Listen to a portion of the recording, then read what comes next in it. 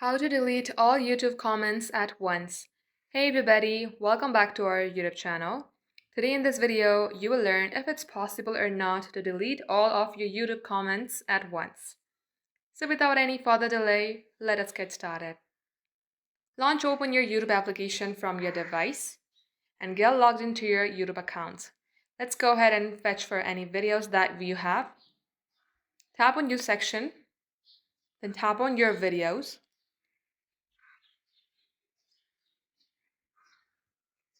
Tap onto any video that has comments. Go on to the comment section. As you can see that there is no such options where you can delete all of your YouTube comment at once. So let's go ahead and do it manually. You can only delete your comment manually by tapping on the three dot icon, then tapping on remove. And that is the only way for today. If in the future YouTube updates us with that feature, we will surely update a video on that. Till then, stay updated.